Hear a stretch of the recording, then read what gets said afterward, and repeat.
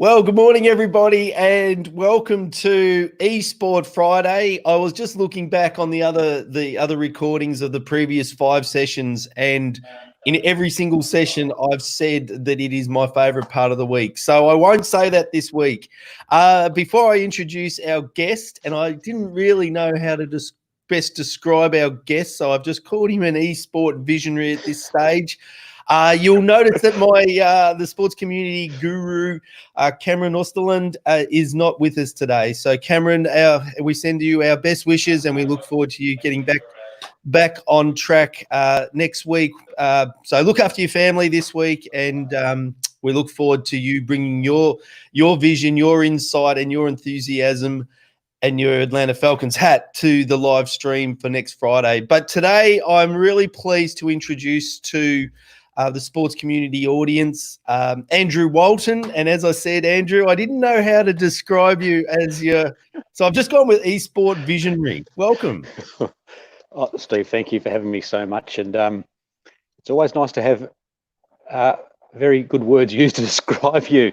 Visionary, yet just to qualify, visionary money, because I'm the father of 4 boys, and I'm going through that extra stage now of understanding a lot more about gaming and esports, because just to finish, my oldest son, Luke, who's just turned 30, like yourself, a Mad Tigers fan like ourselves, Steve. Yep.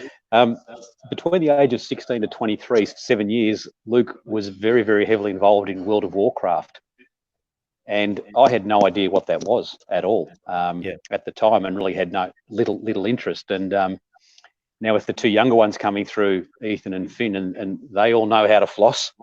They know what that all is. They don't play Fortnite, but they do play Minecraft. So this is a very interesting topic for those of us who may not have a strong background in it. Well, absolutely. And I guess by way of introduction, Andrew, your current role is CEO of Rosterify, and we'll explore Rosterify in detail in later sessions. But previous to that, with membership platforms and sports technology, and you're one of the most forward-thinking sports identities, if you like, off the field, and so. It wasn't a surprise to me to learn that your journey into esports and learning esports came about because of your children, and having that strong physical, and you're a high level cricket coach, and having that strong background in physical sport. What are the similarities that you've seen between physical sport and virtual sport? Yeah. So probably my interest was really peaked about 3 or 4 years ago, when esports started to become a thing, and there was a lot more information coming through, mainly from Korea and China, Japan, Asian sort of region, and also understanding that really, if we break it down, esports is the competitive side, but gaming is the involvement aspect, and gaming involves all the community. Like, I know what Sonic Hedgehog is, and I used to play Mario Brothers, and we've all been there at some stage. So there is a connection there. And then naturally, I'm sure most of us have grown up, we've played NBA 2K, or we've played FIFA, and that's just conventional sport in a digital perspective. So really, if we look at I suppose esports, even on the competitive side, there's various genres where people can either be players, where they can compete at a professional level, which esports is in League of Legends or Fortnite and those sorts of things, or it can be more of a social community aspect based on things we already know: football, tennis, cricket, basketball, etc. And what we're sort of now seeing emerge, Steve, is that there are fans who are coming onto the platforms, whether it be Twitch or YouTube, and they're watching people game either socially or competitively. So it's a very, very broad audience and globally. And probably 3 or 4 years ago, when I started to become more aware of it, and was fortunate enough to be involved in a few projects. And a shout out here, Sean Callanan from Sports Geek has been a massive advocate of sport in this country for a long, long time, and bringing so many things together. And I was fortunate enough to be involved with Sean, a bid that he won for a license for a team called Gravitas in League of Legends, so an official sort of Riot Games license. And that's a competition where Adelaide Crows have got a team with legacy, Essendon had a team with the Bombers, so conventional sort of sporting backgrounds.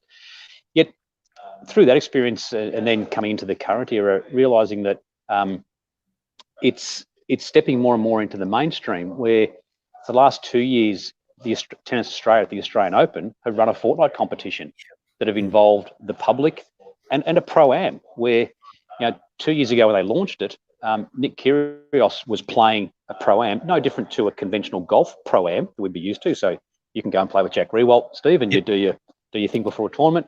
Yet Nick Kyrgios was playing in this event around fortnight. Yet this wasn't Nick Kyrgios necessarily the tennis player. This was Nick Kyrgios who people knew because he played Call of Duty. Yep. So we're seeing this convergence between conventional and traditional. And so just to finish with there, I suppose the genres that we're seeing in esports that are both either competitive or social, there is your first person shooter. So your Call of Duty, your Counter-Strike Go, which have been around for a long, long time. Then you've got your multiplayer sort of online battle sort of areas. So your Dota 2s and your Fortnites. They're now conventional sport, FIFA, NBA 2K, and we've seen FIFA launch an E-League, an international E-League, on a global stage where most of the franchises have got some space in. And then we go into, well, we could even say martial arts is a sport, isn't it? Yeah, we've all played. Yep, and we've all played Street Fighter or Tekken or Mortal Kombat at some stage. Well, the kids have. Well, the kids have. So I suppose, and then there's the motorsport side of thing. Gran Turismo. We've seen an explosion here with Formula E, the supercars, even through this experience we're all having at the moment with this pandemic. Yeah, the audience is extending incredibly, and it's not that far beyond what we already know. And and our kids, or your kids, they're all growing up where the screen is accepted as part of their normal behaviour. And what esports and gaming allows is that the screen's a two-way interaction on the screen, but then also most players headphones, microphones, they're communicating as teams. So they're actually learning those skills that we would normally do if we're playing at Sorrento Footy Club or Mount Martha Career Club. They're just doing it in a virtual environment. And it's interesting, compare and contrast. I've got 3 daughters, and their gaming or videos is the dance competitions, sadly for me. And my 6-year-old daughter, and I'm not sure, I'm still struggling to come to terms with this, and I think this will end up being my wife's most shared Facebook post for the year, when my 6-year-old daughter, the batteries of her iPad ran out, and she said, "I just don't know who I am without the internet." And I've kind of 6. So just backtracking a little bit, as people like myself try and put this in journey. So we've got is the gamers, is you and I. That's potentially the equivalent of social sport, community sport, and then the e-sport is the professional sort of competitions, and the the Fortnite, the games of Fortnite, League of Legends, FIFA, whatever. That's the cricket, the football, the tennis, the golf. They're just different formats and different participation styles. Absolutely, and it's also branching into the entertainment side as well. So just if we look at the moment, just recent research, and it's also fair to say that this realm of valuation moves dramatically quickly. Yet, 2-3 years ago, well, Andrew Bogut was an initial investor in Cloud9. Yep. Now, nobody would have thought of Cloud9 2 or 3 years ago. Cloud9 is a team. That's a team. Cloud9 is a team. Yet Cloud9 today is estimated a market value by Forbes magazine, so a reputable source, at more than 300 million US. That's a team that's gone from nothing to 300 million in a handful of years. Now, we're a long way away from teams like the Yankees, Barcelona, Real Madrid, and the Dallas Cowboys that are in the 3-4 billions. Yet interestingly, they're all jumping into this space as well. They've all got an affiliation in some level. Then we're seeing teams come through FaZe Clan, F-A-Z-E, FaZe Clan, one of the most popular esport gaming teams in the world. who have created a complete digital media empire around their existence. And their YouTube audience is massive. And again, I think it was Forbes or New York Times estimated FaZe Clan's value at hundreds and hundreds of millions of dollars, heading towards $1 billion in value. Yet part of what they do is gaming. They play Fortnite and they have their own house and they prepare and they train. Yet their audience has been brought in by the lifestyle element. It's a real live reality show. So they've, when FaZe Clan put out, when they do a promotion with a brand like Champion for hoodies, for white hoodies, I guarantee the audience, if you next time, no matter whether you be in Shepparton, Bendigo, Mildura, Dramana, Bentley, if you're seeing kids wearing white hoodies in the street, I would bet you that part of the influence, the reason why they're wearing them is because the FaZe Clan guys are wearing these white Champion hoodies. Now that's your virtual, Lance Franklin, Gary Ablett type LeBron James sort of space. Yep. So we're seeing the sort of the sporting element also then shift into the entertainment, reality, and media creation, which is no different than we could probably suggest right now that most EPL teams, they're also media, digital content businesses, aren't they? Well, NRL, the big debate at the moment in NRL, do they get rid of their media company, AFL Media, for instance? But you come down a level, Collingwood, Essendon, and Richmond have got, or did have, phenomenal media capacity. The more that I explore eSport, and this is episode 6, so I'm the novices of novices, but I've found it fascinating because there's a lot that eSport's taken from traditional sport and then made it, turbocharged it, and this concept of, if I can just put the next bit of the discussion into the context of a community club. So these people, with my understanding or my observation, is these people with relatively large audiences, they're not just the top of the level e-gamers, but esports, but there's a whole large community of gamers, so community sport level, if you like, that have turned themselves into really good entertainment media type medias, and building massive audiences that sponsors are now coming to. And these are not elite players; these are community level players. Yeah, correct. And probably a good knowledge source in locally to get a great handle on that is a fellow called Chris Smith from Big Esports. So that's Big BIG Esports. Chris would be, I would describe, he's greater than the Eddie Maguire of other sport in esports and gaming. He's been a professional player. He's run events. He's been a broadcaster. He's written stories in magazines. He's sold sponsorship, and he produces a whole range of excellent content through his LinkedIn and Instagram podcasts. And he's got a very good handle on how this has sort of emerged, because you're right. The main platform is Twitch. Twitch has turbocharged the whole entire industry, if you like. And as how things change in life, Twitch started many years ago. Remember when we used to illegally download torrents of TV shows? This is a live stream. I'll just nod and smile at this stage. I said used to. Anyway, so Twitch started out as a platform called Justin TV. So no different to BitTorrent and Pirate Bay, all those things years ago, before we had streaming platforms. And Justin TV made this pivot into Twitch and immersed themselves in the esports sort of gaming space, but allowed gamers to broadcast themselves either in competition or as individuals.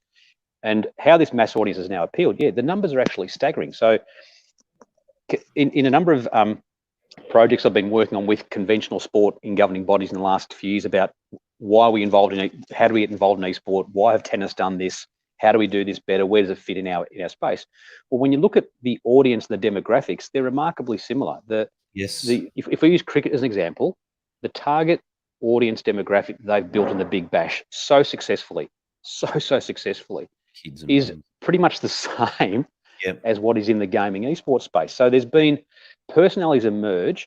And even some from traditional space. So a reputed expert on the broadcast side. So an And all gamers have two names, Steve. So they have a real name and they have a gaming name. You're like So, roller derby.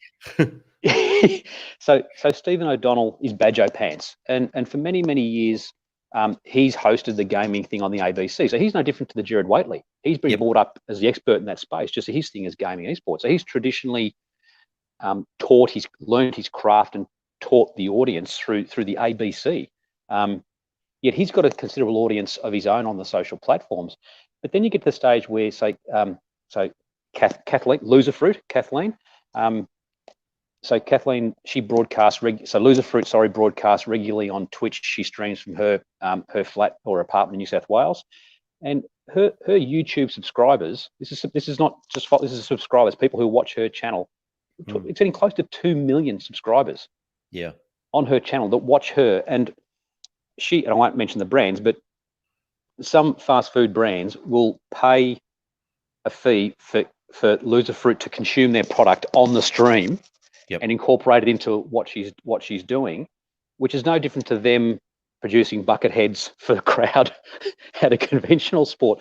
And so we're seeing that the attraction from sponsors into this space, but the audience figures are incredible. Like Laserbeam, young fella from his YouTube subscribers, he's closing on 12 million subscribers. That is just staggering. So you can virtually wrap every NRL team, every AFL team into that mix, and he's got a greater audience when he goes onto Twitch, when he goes onto YouTube, when he posts something on Instagram, which is recognised. And probably one other thing, just going back, very smart thing, very smart, clever thing that Tennis Australia did when they ran their first Pro-Am was they involved a streamer, a gamer called Dr. Lupo, Lupo. Now most of us wouldn't know who Dr. Lupo was. He's from Nebraska. Yet Dr. Lupo has the holy trinity when it comes to social coverage. He has millions of plus followers on every platform. The point being, if Dr. Lupo is in Melbourne on a Saturday playing Fortnite, the world knows about it. Everyone knows about it. So it's this convergence that we've never ever seen before. Yet the audience numbers are huge, and through Twitch and also on YouTube, that feeds the demographic data that all the sponsors and the brands need to justify where their spend is going to be. We are seeing some interesting, from an AFL, just to bring an AFL context into it. So one of the really good success stories of recent times has been Mitch Robinson, the footy player. Yes. So Mitch, who was no different to players, recognised as a talent at Carlton, career there went so far, and then reached a fork in the road. Where do I go? Went to Brisbane and has reinvented himself, and well done to him. It's a great story. Yet in the background, Mitch is a gamer. He's a absolute top level gamer. He regularly posts content of himself at home in his gaming studio, if you like, with man cave. So no different than if we were going to Harvey Norman, we're buying the big screen and all the gear to watch our NRL. But his is a gaming setup, massive, great rig, great chair, professional standard. Mitch has, though, got himself to the level where he's being tutored by one of the coaches from the Chiefs, who are a global team, the Chiefs. No different than you taking one of your daughters for tennis lessons, or me taking one of my sons for cricket lessons from a coach. Mitch is being tutored, and he's creating this whole extra layer of brand and awareness for him, where people don't recognise him as Mitch Robinson, the football player. They recognise him as being the gamer. And in that space, the other beautiful thing coming through here, Steve, is he can be himself. He's not constrained by sponsor X or team rules. And he's letting himself go. So that helps to, we talk about building the audience at a massive scale. That's where it's emerging. And because once they're on Twitch, it's a global situation. Yeah, and I'm not sure whether you can tell or the viewers can tell, but where this live stream is going to our Facebook, which is our traditional audience. We're putting it onto YouTube, but we're also streaming onto Twitch at the moment. And we've only we haven't done anything on Twitch like per se. We're just putting content in there, and I was ecstatic yesterday because we get Twitch producers daily reports on visitors, and I open them up, 0, 0, 0, 0. Yesterday we had four 4 views on Twitch, and they weren't us. So I was ecstatic. Well done. There's what I've learned over the last 5 weeks. I thought I didn't know what I was going to learn. I was just trying to learn about eSport, but I can see so many opportunities for eSport to take learnings from traditional sport. But the more I learn and the more I think about it, the more is that actually traditional sport needs to take the learnings from eSport. Imagine if the local footy club, the Mornington Football Club, turned itself into the equivalent of some of those people that you're talking about, but the community level players, and all of a sudden having an audience the size of, measured in millions, not the size of your town. That changes the game for the club. It changes so much more is possible if we look at how we don't necessarily need to apply the techniques and the methodologies. We don't need to all of a sudden be giving roller derby names to every footballer, but looking at how they grow, and you said it in that their entertainment and their reality, whereas our community sports, they just think they're community. They just think they're a sports club, but they're not. They producing stories about individuals with great journeys every day that people love to see. Yeah, and where we're sort of starting to move to here, Steve, is because this is now being recognised, this digital community power. Like I still just got to scratch myself for a moment. Was it 6-7 years we did a podcast together? One of the first podcasts for sports community. Yes. And here we are now. We're live on video. I'm in Collingwood. You're in Mornington. Yep. And and we're streaming on Twitch. We're streaming on Twitch. What this is unlocking, I suppose, is we both. I come from a country town, played footy, played cricket, and so much of the community economics, commercial activity would come around because of signs on fences, signs on scoreboards, and things, which is fine. And everyone would go to the game and they have a gathering. That's all fine. Yet now, as we know, like on the My Cricket platform, the demand for live scoring for every game, whether it be Sorrento versus Point Nepean under 12, it is expected to be live online. And the generation now coming through is expecting that on their device they can get information live when they want to. Yet because of the streaming capability and the connection through platforms like Twitch and brands moving into that space, so the need for the local butcher to sell something on the fence is now great, far greater extended than that. So this is really, it would be encouraging clubs to think carefully about your digital strategy, how you can position your club as an asset in a very much extended community as far as you want. So you don't have to go knock on the local travel agent anymore to be the club sponsor for what they may contribute. And I think it's also bringing through, really pleasingly, it's obviously generations coming through with the digital skills and the know-how in how to make all these things work. So that's also where we're seeing a massive shift in volunteerism, is people willing to utilize these skills, the kids coming through that they need in the classroom, they need to communicate with their friends. And this is a natural extension that, okay, I play at the footy club or I play at the netball club, I can do this for you as well.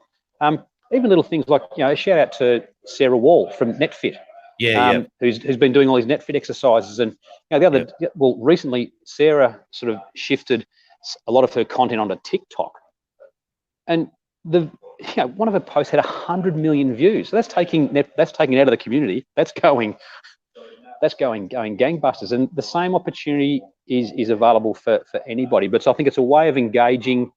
We talk about there's a high drop-off rate with kids who are coming through sport in their community, and if they don't make elite level, they just drop off sport totally. I can assure you that a lot of those kids, they're still playing video games or e-sport of some sort. And if we can find a way to bring that into the club space, that will keep them around, keep them engaged, because ultimately they're still dealing with people, and it's just through a different medium. I agree. Just picking up on the skills of the kids, like we say in our training programs, it's one of my favorite, almost my favorite line in a live training workshop. In any of the ones we do, I say, And the best people to run your social media in your club are the 16-year-olds.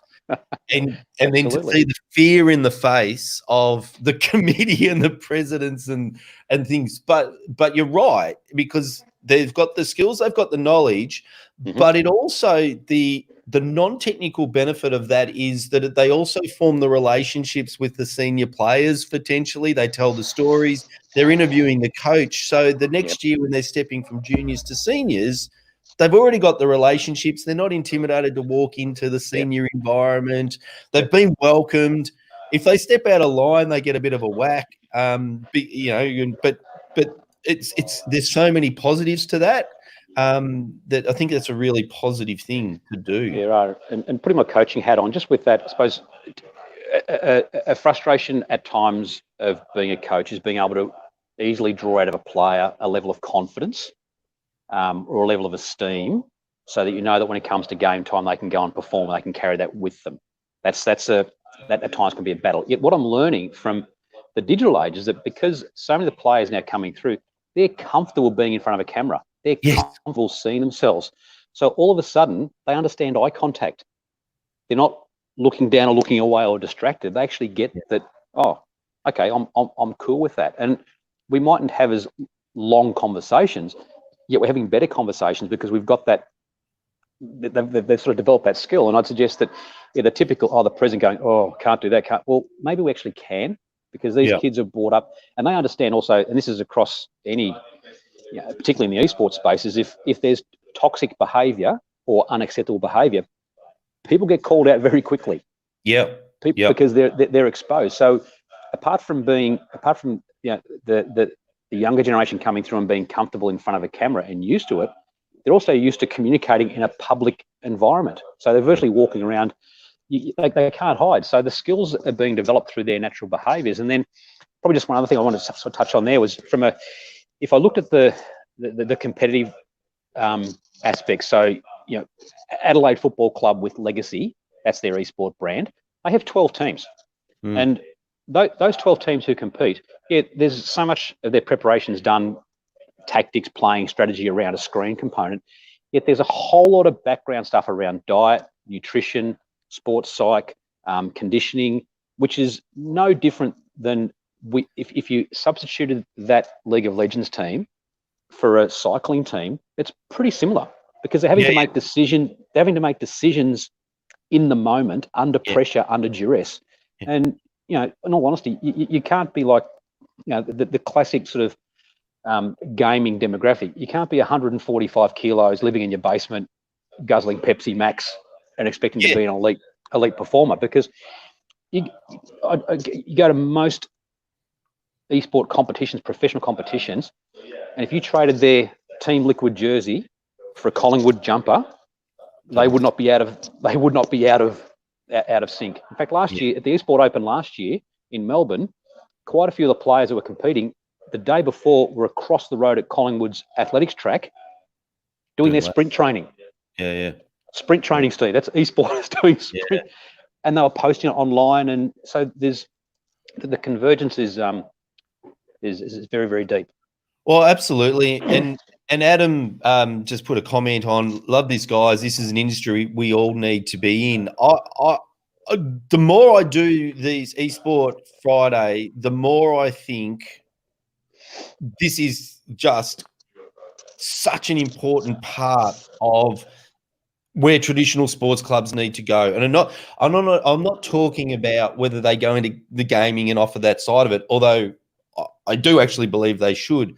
But what eSport has done is that they've turned them, teams and individuals, into, they tell their story. And because they tell their story, they build an audience. And then the audience tells people, and building that audience is what we need to do in community sport. And eSport has shown us that if we take the sport away, and traditional sport, doesn't matter if it's football or croquet, if we take the sport concept away, this group of people has shown us how to build an audience, not in the thousands, but in the millions. And I think we need to stop, and we need to listen to that and learn from that and see how that flips over back in traditional? Because it does. It does. And and to support that, and I suppose also to build a layer of confidence around where the industry is going, because Dr. Emma Witkowski from RMIT, great researcher in this space, and Emma's presented a number of papers about, she describes about the wild west of where esports is, yet how it's changing. And we've got all the major academic institutions are heavily invested in doing research and supporting and learning more about the eSport gaming space. Dr. Emma Witkowski, absolutely check her out. Yet from the sporting community aspect, people like Ian Roy, who's got an extensive, deep history in governance, risk and compliance through cricket. People like Matt Jessup in Sydney, sports lawyer, from the traditional sporting background. These are guys who are, my demographic and older, who have got a wealth of knowledge. They're also the people, I suppose, that they're the ones behind the scenes that are bringing, I suppose, eSport to a greater community. So it's not the kids running loose in the background just doing their own thing. Yeah. The kids are creating an energy to a degree, or the younger ones energy to a degree, male and female. It's not gender specific. So, some of the influences I mentioned there before, Loserfruit, Tanner, females, girls 18 to 24-year-old, they're inspiring others to come through. Michelle Mannering from Australia, outstanding influence in this space. So it's not just a boys only thing. This is across everywhere. Everyone's got a voice. Yeah. So there's a solid ecosystem being built where traditional sporting community be confident that people are leading the way. And just to sort of loop back, if we're seeing Tennis Australia, one of our most globally recognised, respected, credible institutions, if they've made the step in this space and they're still trying to find their way, we can all learn from that boldness. Yet, look, I know myself, they've put a lot of strategy, a lot of thinking. This wasn't just we're doing this tomorrow, off we go. And they need to be applauded for that. Yet the rest of us can learn more. Might not need to be the same sort of scale. But if I leave you this, Steve, let me just play. These are the current global sponsors. This is global sponsors in the eSport and gaming space that have emerged in the last 4 or 5 years. And just have a think, where do these not fit in traditional sport? Coca-Cola, Toyota, Nike, MasterCard, Intel, Oppo. So these are all traditional sports that are massive, traditional sponsors who are massively behind sport at the highest level, yet Ross Freer, Toyota in Shepparton, he still sponsors local footy clubs. Yeah. And his brand has got a space in this as well. So the opportunities ahead are there, definitely. Yeah. Andrew, somehow or other we have drifted onto 32 minutes, which is one of the reasons why I need Cameron back here, because I could continue this discussion for hours because it fascinates me. I do think it's my most important half hour of the week while I learn about how this new group with no boundaries, no constraints, no bureaucracy, no tradition, no history, has turned themselves into something that is followed by billions. And so that's what I'd like to explore. And you've reeled off, names Chris Smith, Nigel Smart of the Adelaide Crows looks after their eSport team. Sean Callanan, we'll try and get on. We'll have a crack at getting on Mitch Robinson and you should. Witkowski, because I think the research is really important to bring along with the ride with us as well. Yeah. So just to look, thanks for letting me come on and talk about the topic. And again, I'm far from an expert. I'm just a parent of 4 boys, and I'm just trying to make sure that I don't lose that 7 years of World of Warcraft that I didn't understand a long time ago, because the next two coming through who are 8 and 5 now, they're all across, and I want to make sure I'm connected with them and relevant. Yet also to assure it is a safe space. Yeah. It's a safe space, and it's if it's the least you do, dive into Twitch and watch Sports Community. Yeah, it's absolutely. So, Andrew, what a great way to finish. Thank you so much for being so generous with your time, and I won't say coming in at the last moment, but coming in at the last moment. Thank you so much. Again, Cameron, I look forward to coming back when you when you are ready and able. So until next week, we've got a big bit of a technology flavour next week with Sports TG and Team App coming on, plus a few clubs sharing their journey and what the nuts and bolts of coming back into a still a COVID environment. So lots to look forward to next week. So again, Andrew, thank you so much for your time, and thank you for being part of our sports community. Well done, Steve. Keep it going. Love the work. And